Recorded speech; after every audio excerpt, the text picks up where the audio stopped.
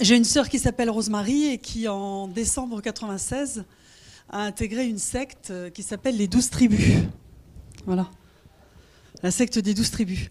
Alors, elle avait émigré en Australie, parce qu'elle voulait être le plus loin possible de sa mère. Donc, elle a regardé sur la carte et elle a dit qu'est-ce qui est le plus loin? C'est Sydney. Donc, j'émigre à Sydney. Et là-bas, elle a rencontré un autre garçon aussi paumé qu'elle, en fait, de Nouvelle-Zélande. Et ils sont revenus vivre un peu en Europe. Et ils ont eu 2 enfants. Et au retour en Australie, ils ne trouvaient pas de boulot. Ils étaient vraiment désespérés. Ils ont rencontré sur un marché une secte qui leur a donné l'illusion qu'il y avait un monde idéal qui pouvait exister dans leur communauté, puisque c'est une vie communautaire. C'est une secte messianique des premiers chrétiens, en fait, les 12 tribus. Et donc, ils l'ont intégré avec leurs 2 enfants. Et la mécanique implacable des sectes a commencé, c'est-à-dire qu'ils ont subi un bourrage de crâne, un vrai lavage de cerveau. Ça a commencé, par exemple, par le fait qu'ils ont dû donner tous les jouets des enfants. Les enfants avaient 3 et 6 ans, mes 2 neveux. Ils ont dû donc céder leurs jouets. Les jouets sont interdits dans cette secte. Les enfants n'ont pas le droit d'être embrassés non plus par leurs parents. Ils ont dû céder tout ce qu'ils avaient chez eux. Ils sont arrivés les mains vides. Et il y a après un système de vie, en se levant à 5 heures du matin, en mangeant très peu, en mangeant 6 jours sur 7, en travaillant toute la journée à des tâches très avilissantes, en fait, le nettoyage, le rangement, tout ce qui est travaux pratiques de la vie quotidienne. C'est des boulots d'esclaves, en fait, ce qu'ils font tous.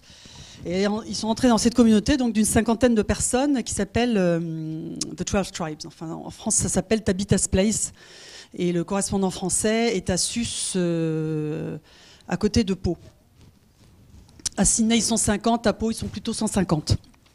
Le siège de la secte est aux États-Unis. Et en fait, l'histoire de cette secte, les 12 tribus, c'est un protestant de la Bible Belt aux États-Unis, du Sud, qui est un ensemble d'États assez préhistoriques dans leur vision religieuse.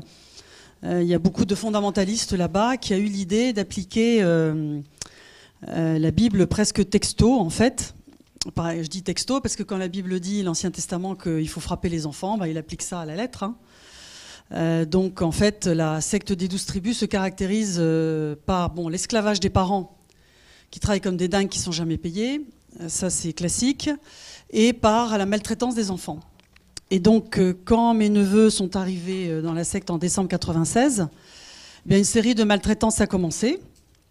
Alors la première maltraitance, c'est qu'ils sont coupés du monde extérieur.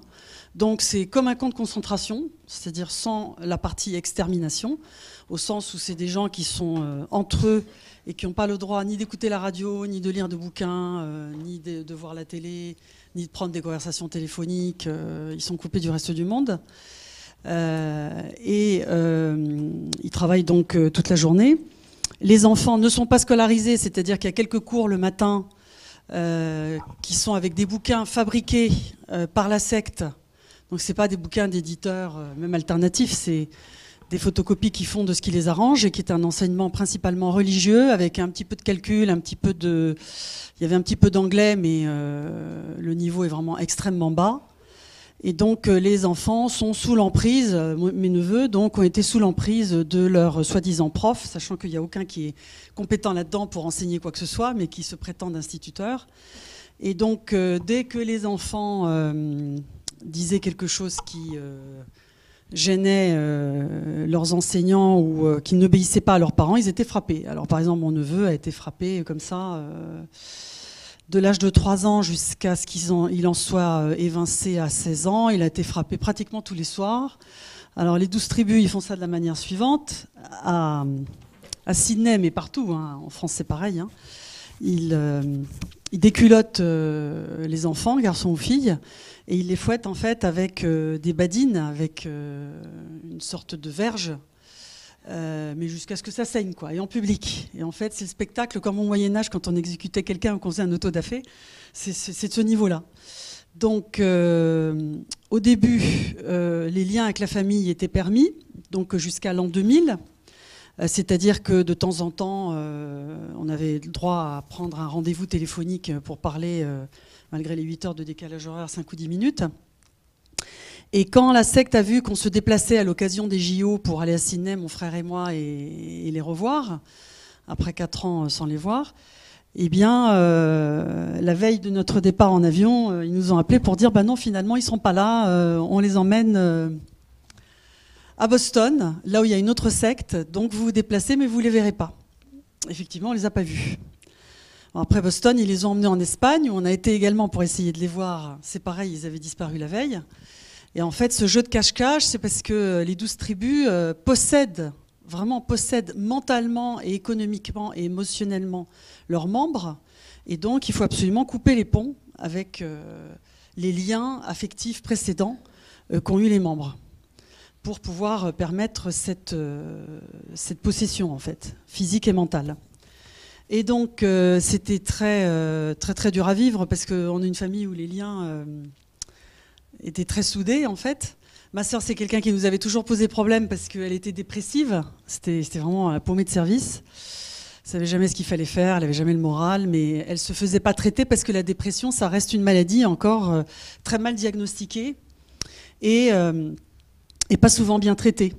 Je pense que si, dans la scolarité des enfants, les médecins qui ont l'occasion de voir les enfants étaient plus vigilants sur les risques de dépression des enfants ou sur la dépression des parents, on arriverait à mieux traiter en amont cette maladie, parce que ma sœur, avec le temps qui est passé maintenant, on a réfléchi et on pense qu'elle est devenue dépressive à la mort de notre père. Elle était en terminale à 17 ans. Et c'est vrai que là, elle a commencé à péter les plombs, à prendre de la drogue et un peu zoner, quoi. Donc, finalement, ils sont restés dans la secte des 12 tribus à Sydney jusqu'en septembre 2009. Mon neveu, donc, à l'âge de 16 ans, après avoir été martyrisé, comme je vous ai dit, battu tous les jours et mis à travailler à des travaux très, très éprouvants, 15 heures dans des boulangeries, à faire des trous dans la rue avec un marteau piqueur, on dit. Il s'est fait virer de la secte pour désobéissance, donc à l'âge de 16 ans, et au lieu d'être mis dans la rue à Sydney, donc son père a pu sortir pour s'en occuper. Et il est complètement fou. En fait, il souffre d'un syndrome, ça a été diagnostiqué par l'hôpital Sainte-Anne ici quand il est venu. Il souffre de PTSD, c'est-à-dire post-traumatique stress syndrome, en fait, c'est-à-dire un stress chronique. C'est un stress chronique, et d'habitude, c'est une maladie d'enfants maltraités comme lui, donc, et c'est une maladie aussi propre aux soldats qui ont été dans le stress tout le temps de la violence et du danger de tous les instants. Ça se manifeste notamment par une incapacité à trouver vraiment un bon sommeil. Donc nous, quand on dort mal quelques jours de suite, on n'est pas content, mais vous imaginez ce que c'est qu'une enfance entière à pas bien dormir. Enfin, il est complètement niqué de la tête, comme on peut dire. Et donc, c'est... sa grande sœur aussi, elle est restée dans la secte, mais elle est également sous stress permanent. Et c'est une des maladies les plus fréquentes des enfants, en fait, qui vivent chez les 12 tribus. Ça m'a été expliqué par le grand spécialiste américain de la secte des 12 tribus, qui est le pasteur Bob Pardon à Boston, qui m'a dit qu'il avait créé un centre à Boston d'intégration des anciens membres de secte. Ça s'appelle Meadow Heaven. Ça marche très bien, c'est-à-dire que, je veux dire par là que c'est toujours plein. Donc il y a des gens qui trouvent des solutions puisqu'ils y vont. Et en fait, c'est des cures de réhabilitation, de réintégration dans la vie normale, réinsertion professionnelle, accompagnement psychologique, voire psychiatrique, qui est à Boston. Et ils recueillent des membres des 12 tribus américaines, en fait, puisqu'ils sont présents dans plusieurs États. On n'a pas trouvé d'équivalent dans nos pays, en fait, dans les pays où les 12 tribus sont présents, donc notamment la France. Il n'y a pas l'équivalent non plus en Australie. Une autre chose qu'on a constatée qui est terrible en Australie, c'est que comme l'État n'est pas très présent, quand les anciens membres des 12 tribus ont essayé de sensibiliser les autorités, c'est-à-dire la direction de l'enfance, le ministère de l'Éducation, etc., sur les maltraitances, c'est circulaire, rien à voir, ça n'intéresse personne. Ça intéresse de temps en temps un journaliste pour faire la une d'un média, mais ça va pas plus loin que ça. Et donc, c'est bien que les familles restent proches des membres des sectes, ou gardent espoir et se renseignent beaucoup et apprennent et restent à l'affût de toute défaillance de la secte pour récupérer leurs êtres chers. Parce que notre cas montre aussi qu'on réussit quand même à les sortir. Quand il y a un traumatisme, quand il y a un gros problème, les membres finissent par sortir. Il y a eu le cas de mon neveu donc, qui a fini par se faire éjecter. Les autres cas que j'ai rencontrés de 12 tribus d'anciens membres qui sont partis, c'est ceux qui ont eu des problèmes de santé ou des problèmes de couple. Et une partie d'entre eux donc, ont quitté. Et ils arrivent à refaire sortir la famille. Donc il faut qu'on reste là pour les aider quand ces événements arrivent, parce que je pense qu'il ne faut jamais perdre espoir.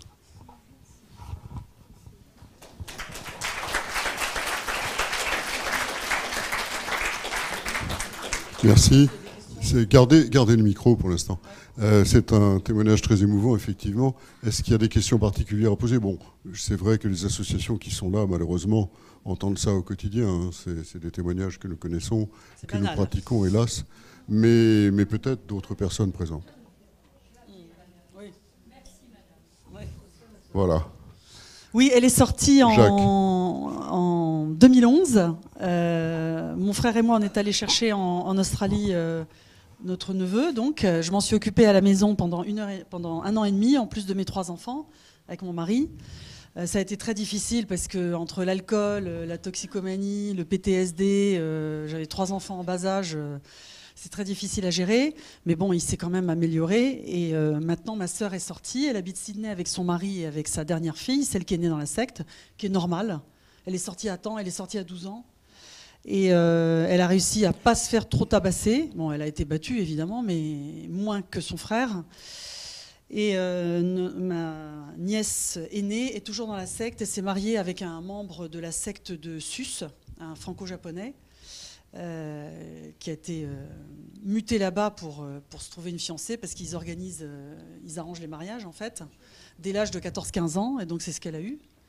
Et donc c'est la seule qui est encore dans la secte. Je profite de l'occasion pour dire un mot à propos de la difficulté qu'il y a à déterminer si vraiment quelqu'un qui a été dans les sectes, et surtout d'une manière prolongée, comme, avec des brutalités, comme vous dites, est-ce qu'elles sont réellement sorties? C'est très difficile. Ma sœur et son mari en sont réellement sortis. Ils mènent une vie tout à fait normale, ils travaillent, ils s'occupent de leur fille. Bon, le fils, il est à la maison, il fait rien, il touche les allocations, mais il veut pas se faire traiter, donc ils peuvent rien faire. Mais enfin, il n'est pas délinquant, il n'est pas alcoolique, il fume du cannabis, mais bon, par rapport à ce qu'il a connu, on trouve que c'est un moindre mal. Je pense qu'il faut quand même qu'il y ait un accompagnement, c'est-à-dire qu'ils soient aidés, les anciens membres, pour consolider leur nouvelle force. Donc, c'est pas automatique ce qui est arrivé à ma sœur, mais l'ampleur de son traumatisme et de sa tragédie était telle que pour s'en sortir, elle a dû complètement tourner la page et elle a réussi avec son mari à le faire. Qu'est-ce qu'ils en pensent maintenant de cet épisode de leur vie si long quand même? Oui, ils pensent que... bon, ils se pensent comme criminels, hein, ce sont des criminels de toute façon, puisque ce qu'ils ont fait faire à leurs enfants... bon, pénalement, ça s'appelle comme ça. Enfin, ils assument qu'ils ont massacré l'enfance de leurs enfants. Ils pensent qu'ils ont été très naïfs, qu'ils ont cru à l'illusion de la vie communautaire et d'une vie exemplaire sans les travers des êtres humains. Ils ont cru à une utopie, en fait. Et ils s'en veulent énormément. Ma sœur, elle est tiraillée par les remords. Enfin, ça la mine, hein. Elle arrive à vivre avec, mais...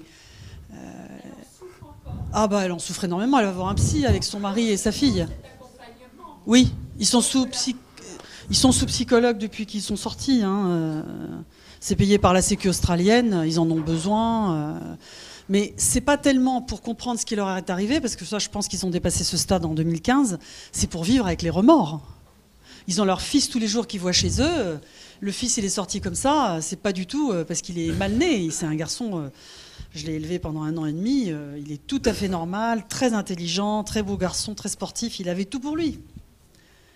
Ils lui ont massacré sa vie. Et quand ils ont massacré la vie de l'aîné. Donc ça, il faut vivre avec. Hein. Je voudrais pas restreindre les paroles, mais le temps passe et on a encore 2